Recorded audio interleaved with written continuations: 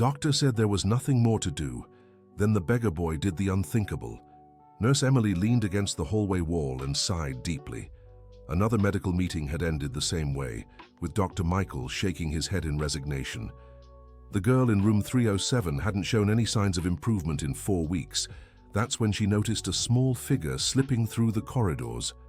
A boy of about 12, wearing a worn-out brown hoodie, moved carefully along the walls, trying not to be seen.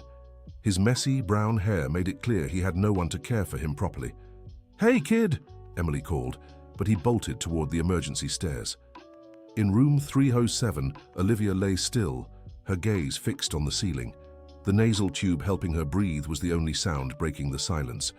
Her mother, Jennifer, held her daughter's hand tightly, whispering words of comfort that no longer seemed to reach the girl's heart. "My baby, please," Jennifer murmured, tears streaming down her face. "You need to eat something. Anything." Olivia was only 10, but her eyes carried a sadness far too deep for her age. Since the accident that took her father, Robert, she had shut herself off from the world. She didn't speak, barely moved, and refused to eat. Outside the window, hidden behind a tree in the hospital courtyard, Ethan watched. The boy knew that hollow feeling in the girl's eyes all too well. It was the same look his sister Sophia had before she could no longer fight the sorrow that consumed her. Ethan had lived on the streets of Denver for 3 years. He'd lost his parents young and tried to care for his sister, but he couldn't save her from the depression that swallowed her after so much hardship. Since then, he survived however he could, sleeping under awnings and begging for help on the streets. But that day, something in the girl's eyes touched him differently. Maybe this was his chance to do for her what he couldn't do for Sophia. "Ethan," a familiar voice called behind him. It was Mrs. Margaret, the hospital cleaner who always gave him a plate of food when she could. A woman in her 60s, her grey hair tied in a bun, with the biggest heart of anyone he knew. "What are you doing here, boy?" she asked, pushing her cleaning cart closer. "Mrs. Margaret, there's a girl in there who has the same sadness Sophia had." Margaret's expression softened. She knew his story, the pain he carried. "The girl in 307. Oh, honey. It's been hard. Her mother hasn't slept properly in weeks. The girl hasn't responded to anything since her father passed. Does she like anything?" Margaret looked at him curiously. "Well, before it happened, her mother said she loved birds. Her room was full of drawings of mockingbirds, blue jays." "Why?" Ethan didn't answer. His eyes lit up with an idea. That night, he couldn't sleep. Under the bakery awning, he thought about how he could help. He remembered how his grandfather had taught him to mimic bird calls when he was little. It was one of the few good memories he had from childhood. The next morning, before dawn, Ethan stood beneath the window of room 307. He took a deep breath and began to imitate the song of a mockingbird. The sound was melodic, almost perfect. Upstairs, Olivia turned her head slightly, the first movement she'd made in weeks. Jennifer, dozing in the chair beside the bed, startled awake at her daughter's movement. "Olivia?" she whispered, leaning closer. The girl kept her eyes on the window, where that familiar song was coming from. Dear listener, if you're enjoying the story, please take a moment to like and especially subscribe to the channel. It helps us a lot as we're just starting out. Now continuing. Ethan repeated the song a few times before being interrupted by a security guard. "Hey kid, what are you doing here? Get out!" The boy ran off, but he knew he'd accomplished something. He'd seen the curtain move slightly. Upstairs, head nurse Susan was furious. "Close those curtains. We can't have vagrants disturbing our patients." Susan was a strict woman in her early 50s who ran the pediatric ward with an iron grip. To her, order and protocol mattered more than anything else. "But Mom," Emily tried to argue. The girl reacted to the sound. "It's the first time she's—" "I don't want to hear it. Curtains closed. End of discussion." Jennifer witnessed the whole argument, but didn't have the courage to speak up. She was too exhausted to fight. Ethan didn't give up. In the early hours, when things were quieter, he managed to reach the window. With paper he found in the trash, he began folding small origami. They weren't perfect, but they took the shape of birds. One by one, He left them on the windowsill. In the morning, nursing assistant Amanda was the first to see the paper. "Oh my, how adorable," she murmured, picking up one of the paper birds. Olivia, seeing the origami in the nurse's hand, turned her eyes toward the window. "She wants to see," Jennifer said, noticing her daughter's quiet interest. "The boss won't let us open the curtains," Amanda replied, embarrassed. "Please," Jennifer begged. "It's the first time she's shown interest in anything." Amanda glanced around and quickly opened the curtain a little. Olivia could see the other origami scattered along the windowsill. When Susan found out, she went straight to the head of security. "I want that brat arrested. He's trespassing on hospital property." Ethan was caught that same afternoon trying to leave more origami. "Listen here, kid," security guard Jason said. "You can't keep lurking around here. If I catch you again, I'll have to call child services." "I just wanted to help the girl," Ethan replied, tears in his eyes. "Help, you're a kid yourself. Get out and don't come back." Jennifer was arriving from home with some clean clothes when she saw the scene. She watched the boy being led away by security, and something in her heart stirred. "Wait," she called, running toward them. Jason stopped, recognizing the mother of one of the patients. "Ma'am, this boy was causing trouble. Is he the one who's been making the paper birds?" Ethan looked at her, surprised. It was the first time he'd seen the girl's mother up close. "Yes, ma'am. I just wanted her to feel better." Jennifer's heart ached. There was something in the boy's sincerity that moved her deeply. "Please," she asked the guard, "let me talk to him for a moment." Jason hesitated but agreed, as long as it was quick. "How do you know about my daughter?" Jennifer asked. "I saw her through the window. She has the same look my sister had before she left." "Left?" Ethan lowered his eyes. "My sister got really sad after our parents passed. I tried to take care of her, but I couldn't. She stopped eating, stopped talking. One day she just didn't wake up." Jennifer felt tears welling up. The boy's story was too painful. "And you think you can help my Olivia?" "I learned that sometimes we just need someone who understands our sadness. My sister liked birds too. When I sang like them, she felt a little less sad." Jennifer looked at the boy for a long moment. There was something about him that radiated wisdom far beyond his years. "Jason," she said, turning to the security guard, "can he come with me to the room just for a few minutes?" "Ma'am, that's against the rules. Please, my daughter hasn't responded to anything in a month. If there's even a chance..." Jason sighed. He was a father too and recognized the desperation in the woman's eyes. 5 minutes, and if Supervisor Susan shows up, there's nothing I can do." When Ethan entered room 307, he was struck by the number of bird drawings covering the walls. Olivia lay with her eyes closed, but her face looked more relaxed than he expected. "Olivia," Jennifer said softly, "I brought someone here who wants to meet you." The girl slowly opened her eyes and fixed them on the boy in the brown shirt standing by the bed. "Hi," Ethan said quietly. "I'm Ethan. I made the paper birds." Olivia watched him silently. "Do you like mockingbirds?" he continued. "They're my favorite too. Want me to sing like them?" Without waiting for an answer, Ethan mimicked the melodic song he'd performed in the courtyard. Olivia's lips moved almost imperceptibly, but Jennifer noticed. "She smiled," the mother whispered, emotional. "She smiled." Ethan stepped closer to the bed. "You know, mockingbirds always sing, even when it's raining. My grandpa used to say they sing because they know the sun always comes after the rain." This time, Olivia tilted her head slightly as if agreeing. "Ethan," a firm voice said behind them.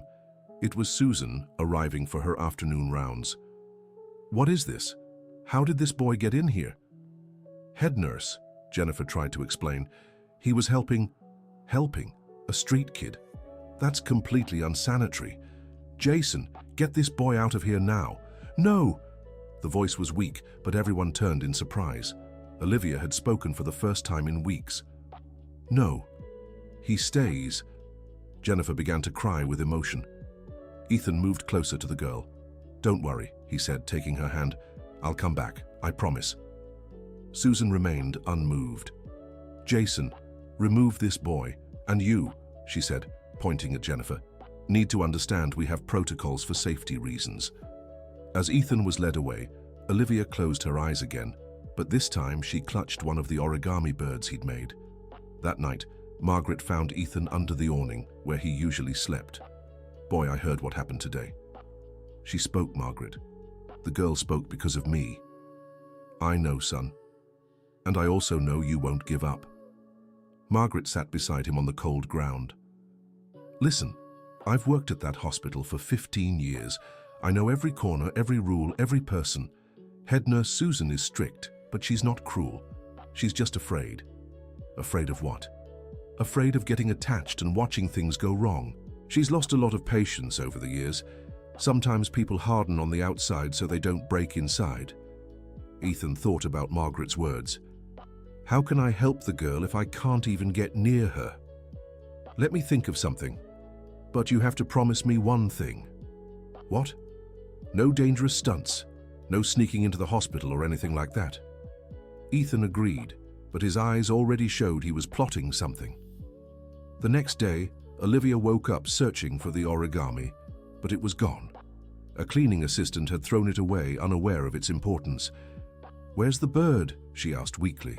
Jennifer frantically searched, but found nothing. Sweetheart, I can draw you another one. No, I want the boys. It was the longest sentence Olivia had spoken since the incident.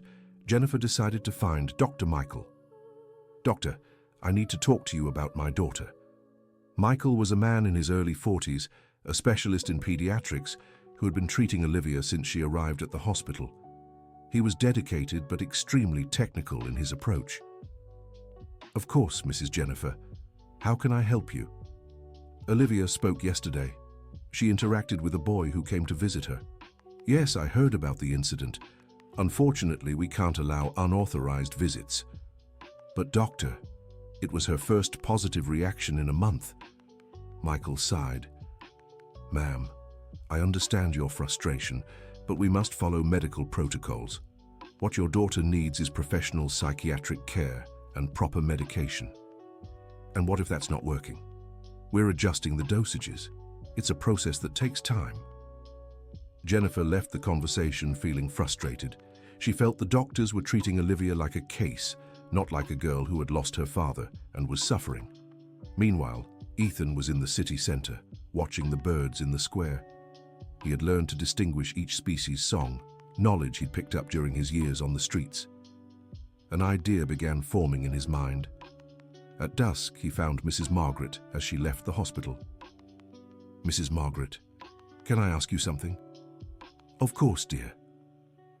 Can you teach me how to make better paper birds? And could you maybe get me a little notebook? Margaret smiled. There was something different in the boy's eyes. What do you need those things for? I'm going to make a book about the birds Olivia likes, with drawings and stories. And how will you give it to her? I don't know yet, but I'll figure it out. That night, Margaret took Ethan to her home, a small apartment in the Parkview neighborhood. It was the first time in years the boy had slept in a real bed. Tomorrow you'll start making your book, she said, handing him paper, pencils, and a simple notebook. And I'll see what I can do to help. For the next 3 days, Ethan worked tirelessly. He drew mockingbirds, blue jays, canaries. He wrote little stories about each bird, remembering the legends his grandfather used to tell. He didn't write perfectly, but he did his best. Meanwhile, at the hospital, Olivia had stopped eating again. Jennifer was desperate. Please, sweetheart, just one spoonful. I want to see the boy, Olivia said weakly. Honey, he can't come here. Then I won't eat. The determination in the girl's voice frightened Jennifer. It was as if Olivia had found a reason to fight, but that reason was being denied. Dr. Michael was called to assess the situation. Her condition has regressed, he said, reviewing the test results. We'll need to consider a feeding tube if she doesn't start eating in the next few days. No, Jennifer panicked. She was improving. She spoke. She smiled. Ma'am, a momentary reaction doesn't indicate recovery. Children in these conditions can have fluctuations. What if we let the boy visit her again? That's out of the question. We have safety and hygiene protocols. Jennifer left the conversation determined to take action. She sought out Jason, the security guard who had been the most understanding. Jason, I need to ask you a favor. Ma'am, if this is about the boy, please just listen. My daughter is getting worse. She refuses to eat because she wants to see the boy who was helping her. Jason shook his head. Ma'am, I'd like to help, but I could lose my job. What if I take full responsibility? What if it's just for a few minutes when the head nurse isn't around? Jason thought of his own daughter, around Olivia's age. Where can I find this boy? Jennifer didn't know, but she remembered Mrs. Margaret, who had defended him. When Margaret learned Jennifer was looking for Ethan, she was moved. The girl's mother really wants you to visit her.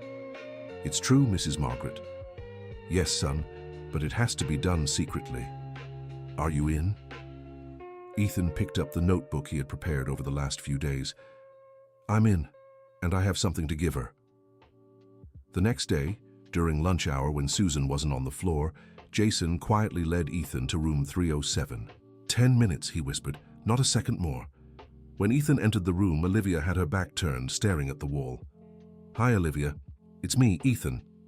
She turned quickly, and for the first time since he had met her, he saw a genuine smile on the girl's face. You came back. I promised I would, didn't I? And I brought something for you. Ethan walked closer to the bed and handed her the handmade notebook. I made a book about birds. It has drawings, stories, everything I could remember. Olivia took the notebook carefully as if it were a treasure. You made this for me. I did. And look, Ethan opened it to a specific page. This one's a mockingbird. They're special because they sing even when they're alone. Olivia flipped through the notebook, studying each drawing, trying to read the words written in Ethan's uncertain handwriting. Thank you, she whispered, and for the first time in weeks, there was life in her eyes. Olivia, Jennifer said, approaching. Are you hungry? To everyone's surprise, the girl nodded. I want to eat what Ethan eats. I eat whatever I can get, Ethan said, laughing. Today, Margaret gave me bread with banana. Then I want bread with banana. Jennifer hurried off to get the snack while Ethan kept showing Olivia the book. This one's a blue jay. Do you know why it's called that? Why? Because its song sounds like it's saying, Blue Jay, want to hear? Ethan mimicked the bird's call, and Olivia laughed for the first time since the accident. Dear listener, if you're enjoying the story, please take a moment to like and subscribe to the channel. It really helps us as we're just starting out. Now back to the story. When Jennifer returned with the bread and banana, Olivia ate eagerly, chatting with Ethan about each bird in the book. Time's up, Jason warned nervously. Ethan, Olivia said, holding his hand, can you come back tomorrow? I'll try. Promise? I promise. When Ethan left, Olivia kept flipping through the book and eating. Jennifer cried with emotion seeing her daughter show signs of life again. Unfortunately, Olivia's improvement didn't go unnoticed by Susan. How much did she eat today? She asked the nursing assistant. She ate everything, ma'am. Asked for bread with banana. Bread with banana? How odd. Susan grew suspicious. During her afternoon rounds, she noticed Olivia was more alert, clutching a notebook. What's this? She asked, reaching for it. It's mine. Olivia held it tightly. Olivia, sweetheart, I need to see what you're reading. Jennifer stepped in. It's a book about birds. She's taking an interest in reading again. Susan quickly flipped through the notebook and saw it was handmade, with childlike drawings. Where did you get this? Olivia didn't answer but pressed the book to her chest. Mrs. Jennifer, I need to speak with you. Now. Outside the room, Susan confronted Olivia's mother. That boy was here again, wasn't he? Jennifer hesitated but decided to be honest. He was, and for the first time in weeks, my daughter ate and smiled. Mom, this is unacceptable. I'll have to take stricter measures. Measures like what? I'll request Olivia be moved to a restricted access room, and I'll increase security on this floor. You can't do that. She's getting better. She needs proper medical treatment, not street entertainment. Jennifer felt anger rising inside her. Street entertainment? That boy did more in 10 minutes than you all have in a month. Ma'am, please, calm down. I won't calm down. You all only see my daughter as a medical case, but she's a child who's suffering. The argument drew the attention of other staff members, including Dr. Michael. What's going on here? Susan explained the situation, omitting Olivia's progress. Doctor, said Jennifer, my daughter is eating, talking, smiling, all after this boy visited her. That could be a coincidence, replied Michael. What matters is maintaining the stability of her treatment. Stability? What stability? She was wasting away. Dr. Michael sighed. I'll reevaluate the case tomorrow. For now, we'll follow protocol. That night, Olivia refused to let go of Ethan's book, even to sleep.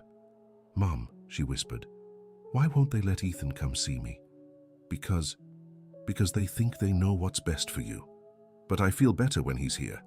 I know, sweetheart, I know. Olivia flipped through the book again, stopping at a specific page.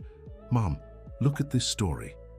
It was the tale of the nightingale, a bird that, according to the legend Ethan had written, had the power to heal people's sadness with its song. It's beautiful, said Jennifer. Ethan is like a nightingale. He heals sadness. Jennifer felt her heart tighten.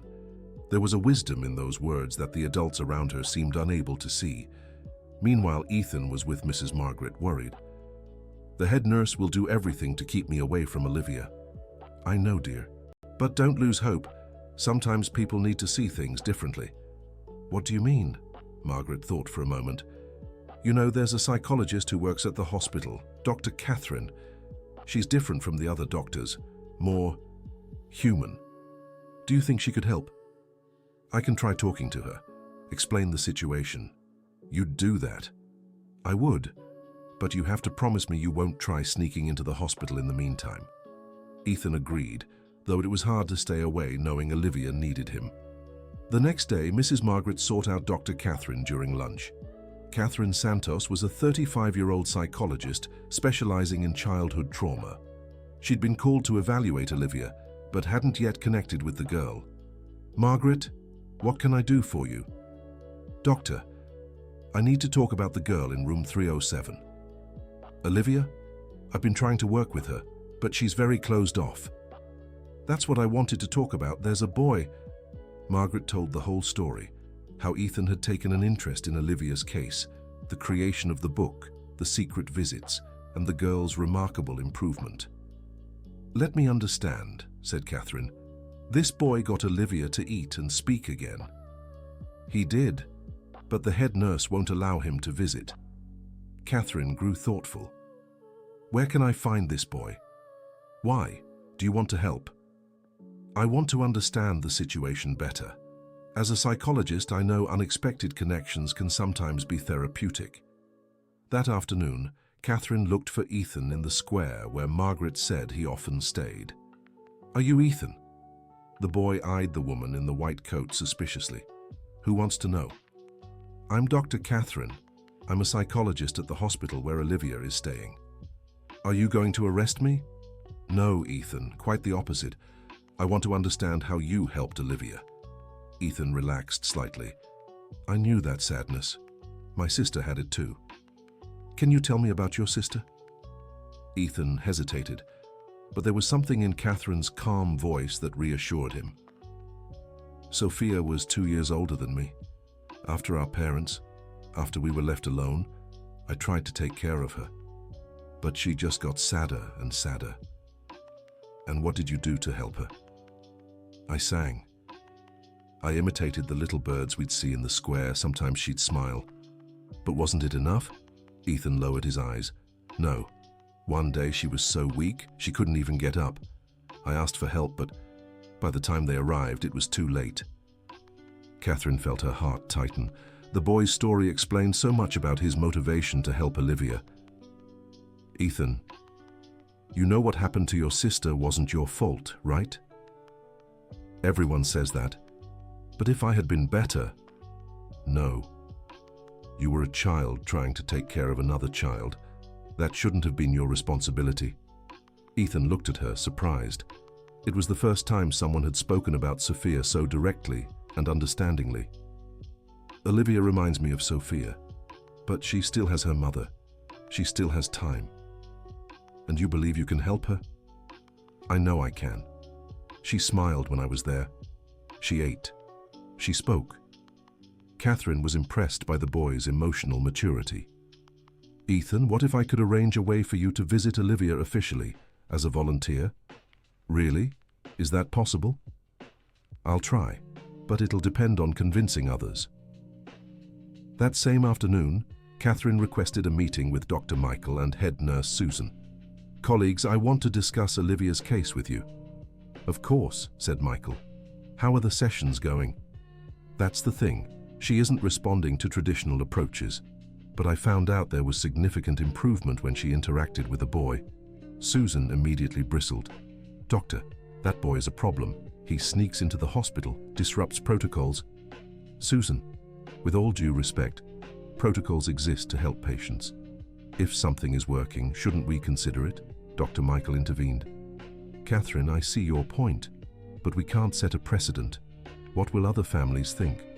Doctor, we're talking about a child who didn't respond to any treatment and showed dramatic improvement with this interaction.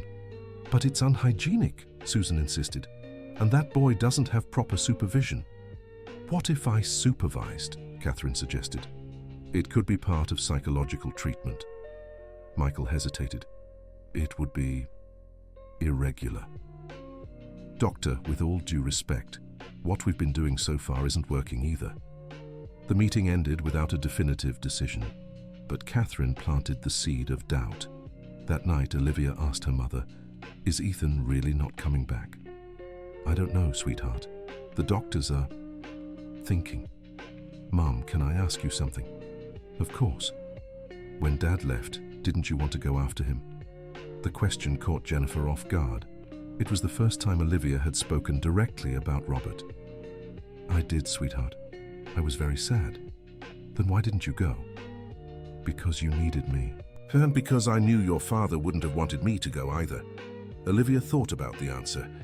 Ethan told me his sister went to join their parents, but that he stayed. And how do you feel about that? I understand why he stayed. Someone needs to remember the ones who are gone, and someone needs to take care of those who stay. Jennifer was moved by the depth of her daughter's reasoning. "Do you want to stay too?" "I do, but it's hard when I'm alone. With Ethan, it's easier." "Why?" "Because he understands, and because he teaches me about the birds that keep singing." Jennifer decided she needed to act. The next day, she went straight to the hospital director. Dr. Richard Olson was a man in his 60s who ran the hospital with a more humanistic vision than his subordinates. "Dr. Richard, I need to talk about my daughter's treatment." "Of course, ma'am. Dr. Michael keeps me informed about the case." "Doctor, with all due respect, what you're doing isn't working. My daughter was fading away until she met a boy who managed to motivate her to live again. I've heard about that situation. It's a complex case." "Complex how?" "A boy achieved more in one visit than a month of hospitalization." Dr. Richard leaned back in his chair. "Mrs. Jennifer, I understand your distress, but we must consider all aspects." "What aspects? My daughter is improving. And that's wonderful, but we also have legal responsibilities, safety protocols. Doctor, may I ask you a personal question?" "Of course." "Do you have children?" "I do, 2 daughters." "And if one of them were in Olivia's situation, what would you do?" Dr. Richard fell silent for a long moment. "I would do anything to save her. Then help me save mine." That afternoon, Dr. Richard called an extraordinary meeting with the entire team responsible for Olivia. "Colleagues, we need to reassess the case of patient Olivia Fernandez." Present were Dr. Michael, Susan, Catherine, and Jennifer. "The situation is this," Richard continued. "We have a patient who wasn't responding to any treatment but showed significant improvement with an unconventional intervention." "Director," Susan interjected, "this intervention goes against all our protocols." "Susan, our primary protocol is to heal patients. If something is working, we must consider it. Dr. Michael spoke up. Director, from a medical standpoint, I can't guarantee this improvement will last. Michael, can you guarantee conventional methods will work? Well, not exactly. Then let's try something different. Dr. Catherine, would you supervise this alternative treatment? With pleasure, Director. Susan, do you have any objections that couldn't be resolved with proper supervision? Susan hesitated. She knew her objections were more about protocol than real concerns. If it's properly supervised, I suppose we can try. Then it's decided. We'll implement a pilot program where this boy can visit Olivia as part of her psychological treatment. Jennifer couldn't contain her emotion. Thank you. Thank you so much. When Mrs. Margaret heard the decision, she rushed to tell Ethan, Ethan, you did it. They're going to let you visit Olivia officially. Officially how? As a volunteer, it'll be part of her treatment. Ethan couldn't believe it. For the first time since losing Sophia, he felt he could make a difference. But you'll have to follow some rules, Margaret explained. Specific times always supervised by the psychologist, and you'll have to take better care of yourself. Take care how? Baths, clean clothes, those things. You'll be representing the hospital now. Ethan agreed to everything. Margaret took him home, drew him a warm bath, and provided clean clothes she'd gotten from a neighbor. Tomorrow you start a new life, she said, combing his hair. Mrs. Margaret, thank you for everything. Don't thank me, son. You're the one doing something special for that girl. The next day, Ethan arrived at the hospital. He was nervous, but determined. Catherine greeted him at the entrance. Hi, Ethan. Ready to be an official volunteer? I think so. Great. Let's establish some ground rules. You'll visit Olivia 3 times a week, always with me present. We'll work together to help her. What do I have to do? Just be yourself. Talk to her. Tell your stories. Sing like the birds. Everything you were already doing. When they reached room 307, Olivia was looking out the window. Seeing Ethan, her face lit up. Ethan, you really came back. I did. And now I can come see you always. Always? 3 times a week, Catherine explained, as part of your treatment. Olivia looked at the psychologist. You're good. You let Ethan come. Ethan is the special one. He's going to help you get better. During that first official session, Catherine watched, fascinated by the interaction between the 2 children. Ethan showed new drawings he had made. Olivia shared memories of her father. My dad loved mockingbirds, said Olivia. He said they were the happiest birds in the world. It's true, Ethan agreed. They're always singing. Can you imitate the song my dad loved the most? Ethan reproduced a complex melody, almost like a piece of music. Olivia closed her eyes and smiled. It's exactly the same, just like how my dad used to sing it. Catherine realized she was witnessing something far beyond what any psychological technique could provide. It was a genuine connection between 2 children who had endured deep losses. Dear listener, if you're enjoying the story, don't forget to like and especially subscribe to the channel. It helps us a lot as we're just starting out. Now, continuing.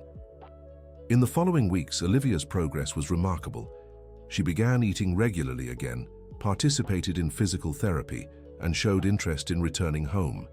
Dr. Michael was impressed. I've never seen such a rapid recovery in cases of severe childhood depression. The boy really made a difference, admitted Susan, who had become less resistant to the project. More than that, said Catherine, they're helping each other. Ethan is also growing from this responsibility. It was true. Ethan had become more communicative, more attentive to his appearance, and more eager to improve his reading and writing to create more elaborate stories for Olivia. During one session, Olivia asked a question that surprised everyone. Ethan, what do you want to be when you grow up? I've never thought about it, he answered honestly. I think you should be a doctor, but a different kind of doctor. What do you mean? A doctor who heals with stories and music. Catherine was moved by the observation. You know, Olivia, there are doctors like that. They're called music therapists. Really? Ethan asked, intrigued. Really? They use music and art to help sick people. Do you think I could be one? Absolutely. You have a natural talent. From that day on, Ethan took a greater interest in his studies. Margaret offered to help him with literacy in her free time. If you want to help more children in the future, you need to study, she said. I know, I'll study whatever it takes. Meanwhile, Olivia was nearly ready to be discharged. The doctors were pleased with her physical and emotional recovery. She can go home next week, Dr. Michael announced to Jennifer. What about Ethan? Can she still see him? That will need to be discussed. He isn't exactly a professional. But he's effective, Catherine argued. Maybe we can arrange home visits. Jennifer had an idea. What if Ethan came to live with us? Everyone looked at her surprised. What do you mean? Catherine asked. We have the space. And it would be good for Olivia to have a brother. It would also be good for Ethan to have a family. Jennifer, Dr. Michael said, this is a very serious decision. I know, but this boy saved my daughter. I want to repay him. When the proposal was presented to Ethan, he was speechless. Live in a real house? With Olivia and Mrs. Jennifer? If you want, Jennifer said, but you'd still be you. Free to come and go, study, pursue your dreams. And could I still visit Mrs. Margaret? Of course, she's part of our family now too. Ethan looked at Olivia, who held his hand expectantly. What do you think? He asked her. I think it would be the best thing in the world. I'll finally have a brother who understands birds. On the day of Olivia's discharge, the hospital was bustling. Several staff members who had followed the case came to say goodbye. Ethan, said Susan, stepping closer, I want to apologize to you. Apologize for what? For doubting you. You taught me that sometimes solutions come from unexpected places. There's no need to apologize. You just wanted to protect Olivia. Susan smiled. There was something about that boy's generosity that touched her deeply. Dr. Richard appeared for the official farewell. Ethan, I'd like to make you an offer. What kind of offer? When you finish your studies, I'd like you to consider working here at the hospital as a music therapist. Really, you have a special gift. The hospital needs people like you. Ethan looked at Olivia, at Jennifer, at all the people who had become important in his life. I accept, but only if Olivia is my first official patient. Deal, Richard laughed. Outside the hospital, a small crowd had gathered. There was Margaret with some friends, Jason the security guard, Catherine, and even a few patients who had met Ethan during his visits. Everyone, said Olivia, still weak but smiling. I'd like you to meet my brother. Ethan blushed, but grinned widely. Look at that, said Margaret, emotional. 2 boys who found a family. Not 2 boys, Olivia corrected. A family that found 2 children. Jennifer hugged them both, feeling her family was finally whole again. It was different from before, but special in its own way. The following week, Ethan officially moved in with Olivia and Jennifer. The room Robert had used as an office became the boy's bedroom, with a desk where he could draw and write his stories. Ethan, Olivia said one morning, can I show you something? She took him to her parents' room where a box was stored in the closet. These were my father's things. There are music CDs, books about nature. Olivia picked out a specific book. This one is about birds of the United States. My father loved it. Ethan flipped through the book, amazed by the photographs and detailed descriptions. Does your mom mind you going through these things? She said my father would want someone to care for his books. And I think that someone is you. Olivia, I can't accept this. Of course you can. You'll need to study if you want to be a music therapist. Ethan hugged the book to his chest. It felt like Robert was passing him a baton. That night at dinner, Jennifer made an announcement. Kids, I've decided something. We're starting a project. What kind of project? Olivia asked. We're creating a program to bring music and stories to hospitalized children. Ethan can teach other kids to do what he did. Really, Mom? Really? We'll call it the Nightingale Project, after the bird from the legend Ethan wrote. Ethan couldn't contain his emotion. Does that mean we'll help other kids like Olivia? Exactly, and you'll be our first instructor. In the following months, the Nightingale Project took shape. Ethan, now studying regularly with the help of tutors funded by Jennifer, began training other at-risk youth. The first meeting was held at Jennifer's home. 5 boys and girls Ethan's age showed up, all recommended by Margaret and other hospital staff. "Everyone," Ethan said, stepping into a leadership role for the first time. "You're here because you have something special. You've all faced hardships, but that's not a weakness. It's our strength." A girl named Emily raised her hand. "Ethan, how do we help the sick kids?" "Simple. You do what you do best, be yourselves. Tell stories, sing, make friends. Sometimes that's all a person needs." Olivia, who had been watching, added, "When I was sick, it wasn't medicine I needed. It was someone who understood my sadness." Another boy, Daniel, asked, "But what if we don't know what to say?" "Then you do what I used to do," Ethan replied. "You imitate the birds. They always know the right song." The training lasted 2 weeks. Ethan taught bird imitation techniques, how to make simple origami, how to tell engaging stories. Olivia helped by sharing how she'd felt as a patient. Catherine supervised everything, impressed by Ethan's leadership. "He'd make an excellent teacher," she remarked to Jennifer. "He will. He'll study, graduate, and keep doing what he loves." When the young volunteers made their first official hospital visit, it was a milestone. Children who'd been apathetic for weeks began smiling, participating, showing interest in life again. Dr. Richard was so impressed, he decided to formalize the program. "Jennifer, I'd like to propose an official partnership between the hospital and the Nightingale Project." "What kind of partnership?" "Funding to expand the project, professional training for volunteers, dedicated space in the hospital." "In exchange for what?" "For you to keep doing exactly what you're doing." The project grew quickly. Within 6 months, 20 young volunteers were serving 3 different hospitals. Ethan had become a local celebrity, interviewed by newspapers and radio stations. But for him, what mattered most was seeing Olivia fully recovered, back in school, making new friends. "Ethan," she said one afternoon while they studied together, "thank you." "Thank you for what?" "For showing me happiness is possible even after losing someone important." "You taught me that too," he replied. "You showed me I could honor Sophia's memory by helping others." Jennifer, listening from the kitchen, smiled. Her family had rebuilt itself in ways she'd never imagined possible. 2 years later, Ethan was taking exams for high school admission, his dreams of becoming a music therapist within reach. Olivia, now 12, had become co-coordinator of the Nightingale Project, helping train new volunteers. "Remember when we first met?" she asked Ethan during a training session. "How could I forget? You were a very sad girl in a hospital bed. And you were a lost boy trying to help someone. And now? Now we're a family helping other families." The Nightingale Project had become a national model.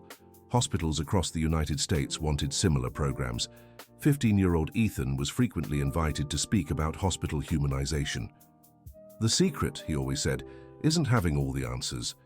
It's being willing to sit beside someone and share our humanity." During one such talk, a doctor in the audience asked, "Ethan, when did you know this would work?" "When I realized I wasn't trying to save Olivia. I was trying to save myself too. And when 2 people save each other, the result is always stronger." Olivia, in the audience, smiled proudly. Afterward, they walked through the hospital where it all began, passing room 307, now occupied by another child being visited by a project volunteer. "Look," Olivia said, "what started here has spread worldwide." "Not what started here," Ethan corrected, "what always existed and just needed to be discovered." "What's that?" "The strength that comes when people help each other, when they share their sorrows and their joys." They made their way to the hospital garden where a sign had been installed. "Nightingale Garden, where stories of hope are born every day." "Ethan," said Olivia, sitting on a bench, "can I tell you a secret?" "Of course." "Sometimes I still feel sad when I think about my father." "That's normal. Sadness isn't an illness when it comes from love." "Is that what you learned from Sophia?" "Yes. I learned we can't run from sadness, but we can turn it into something that helps others. Olivia held her brother's hand. Thank you for teaching me that. Thank you for letting me learn from you. At that moment, a mockingbird landed on a nearby tree and began to sing. The two laughed, remembering how everything had started with that same sound. Do you know what this means? Olivia asked. That some endings are really beginnings, Ethan replied. And it truly was. What had begun as the story of a boy trying to save a girl had become the story of how two children discovered that saving someone is, in truth, a task we always do together.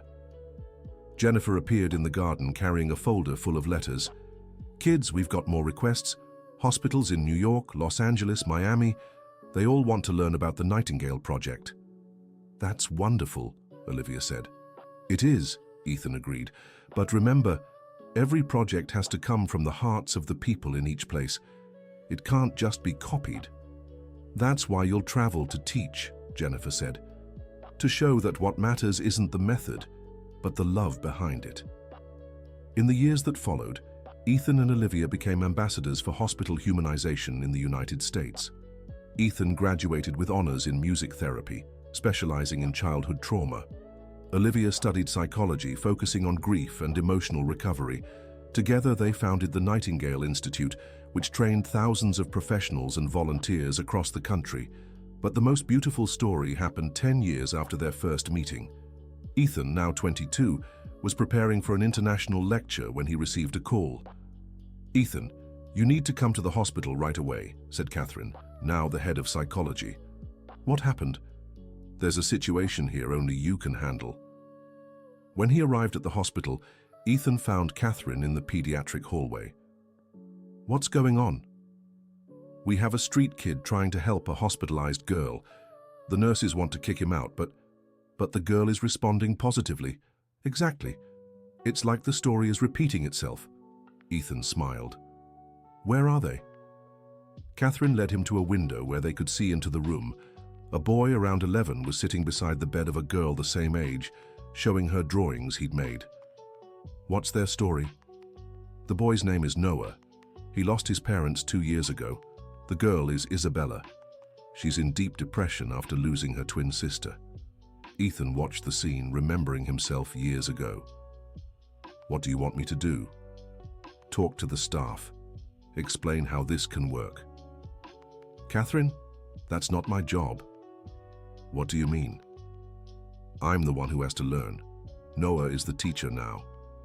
Ethan quietly entered the room. The boy looked up, startled, thinking he'd be sent away. Hi, Noah. I'm Ethan. Are you from security? No. I'm someone who was once exactly where you are. Noah relaxed slightly. Can I stay? Yes, but I want to make you an offer. What offer? Teach me how you're helping Isabella, so I can teach other boys to do the same. Noah was surprised. You want to learn from me? I do, because every child who helps another teaches me something new about healing hearts. Isabella, who had been silent, spoke for the first time. Noah, tell him about the dream drawings. Drawings of dreams? Asked Ethan, curious. It's something I came up with, explained Noah shyly. I draw good dreams she hasn't had yet, so she can dream about them. Ethan was moved. It was an approach he had never considered. Noah, would you like to be part of a special team? A team that helps children like Isabella? Really? Really? But you'd still be you, the special boy who draws dreams. That day, the Nightingale Project gained its newest member, and Ethan realized his mission wasn't just to help children, but to discover new heart healers on every corner. Olivia arrived at the hospital late in the afternoon and found Ethan chatting excitedly with Noah. We've discovered a new method, said Ethan, introducing her to the boy. What method? Drawing dreams people haven't had yet, Olivia smiled. Noah, can I tell you a secret? Of course. When I was sick, my biggest dream was to have a brother who understood my sadness. And Ethan drew that dream for me before I even met him. How did he do that? He became the brother I needed. Noah looked at Ethan with admiration. "Can you teach me how to do that?" "No," Ethan replied. "You can teach me. Because every person who needs help teaches a new way to love." That evening, Jennifer prepared a special dinner to welcome Noah home. It was the first time in years the boy had sat at a table with a family. "Noah," she said, "welcome to our family." "But I haven't done anything yet." "Of course you have," said Olivia. "You reminded me why we do this work." "Why?" "Because there's always a child who needs another child to teach adults how to love properly." Noah smiled, finally understanding he had found not just a home, but a mission. Years passed. The Nightingale Institute became a global reference. Ethan published books on humanized music therapy. Olivia developed psychological care protocols based on emotional connection. But what they were most proud of was the network of heart healers they had helped form.